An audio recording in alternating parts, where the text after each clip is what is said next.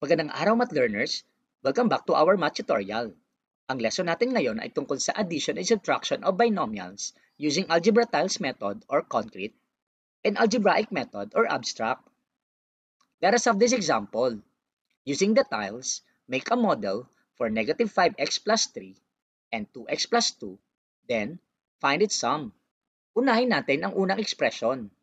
We have negative 5x plus 3. Dahil ito ay negative at meron tayong variable na x, ang gagamitin natin dito ay ang negative rectangle tile. Ilalagay natin ito ng 5 beses. 1, 2, 3, 4, 5. At pagkatapos naman ay ang positive 3. Dahil ito ay walang variable, ang gagamitin natin ay ang positive small square tile. At maglalagay tayo ng 3 beses. 1, 2, 3. Plus, ilalagay naman natin ang pangalawang expression na 2x plus 2.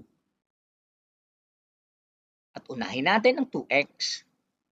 Dahil ito ay positive at merong variable na x, ang gagamitin nating tile ay positive rectangle tile. Maglalagay tayo ng 2 beses. 1, 2. Sunod ay ang positive 2. Dahil ito ay walang variable, ang ilalagay natin ay ang small positive square tile ng 2 beses. 1, 2. Then, we will apply zero pair. Dahil meron tayong nakikitang dalawang rectangles na merong pares, isang positive at isang negative.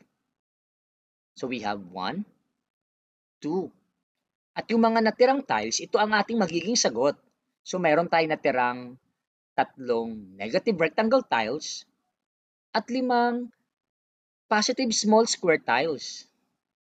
Na kung ilalagay natin ito into expression, ito ay magiging negative 3x and positive 5. Therefore, ang ating sagot sa negative 5x plus 3 plus 2x plus 2 is equal to negative 3x plus 5. Now, let us use algebraic method.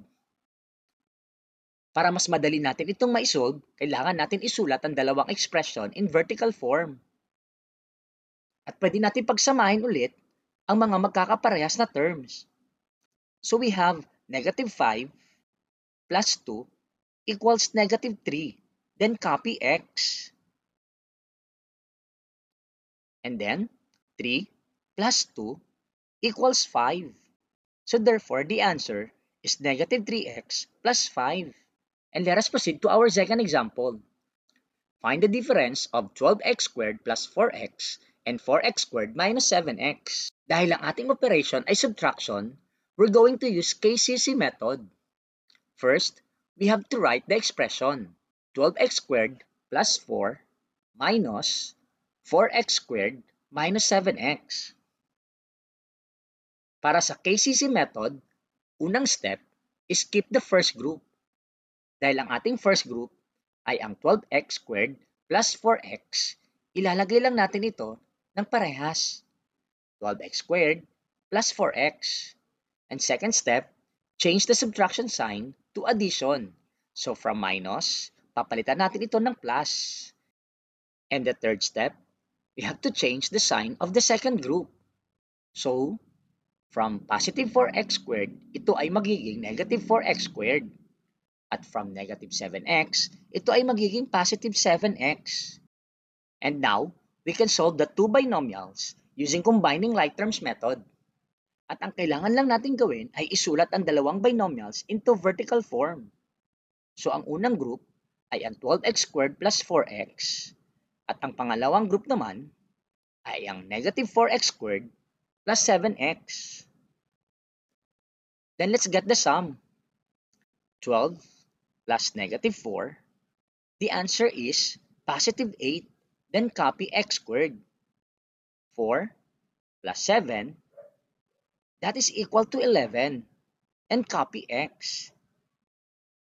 And let us proceed to our example number 3.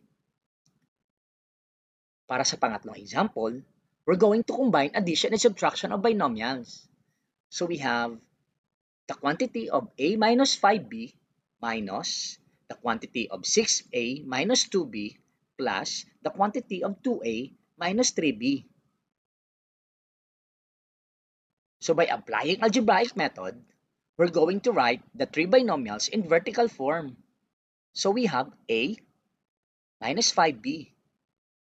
Since ang ating first operation ay subtraction, kailangan natin palitan lahat ng signs dito sa pangalawang grupo. So from 6a, isulat natin, ay negative 6a. And from negative 2b, isusulat natin ito ng positive 2b. At ang pangalawa nating operation ay ang addition. Hindi natin kailangan palitan ang lahat ng sign ng pangalawang grupo dahil ang gamit nating operation ay addition. So we have 2a minus 3b. And then, let us combine the like terms by adding the numerical coefficients. So para sa a, meron tayong numerical coefficient na 1. At para naman sa negative 6a, ang ating numerical coefficient ay negative 6. At para naman sa 2a, ang numerical coefficient natin ay positive 2.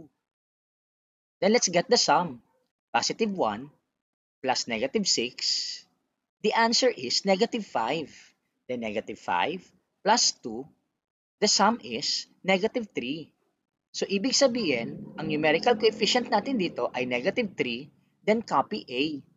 And now, let us get the sum of those terms with variable b by adding their numerical coefficients.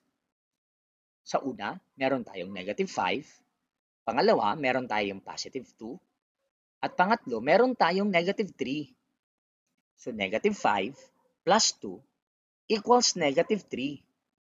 Negative 3 plus negative 3, the answer is negative 6. Kaya naman, sa pangalawang term natin dito, ay negative 6, then copy b. Therefore, a minus 5b minus 6a minus 2b plus 2a minus 3b is equal to negative 3a minus 6b. Naintindihan ba ang ating lesson para sa araw na ito? Good job! At para ma-check ang inyong natutunan sa araw na ito, meron ako dito isang problem na inihanda. Kailangan nyo lang gawin is to find the sum of the following binomials. Antayin ko ang inyong sagot sa comment section. At dito nagtatapos ang ating math tutorial. Paalam!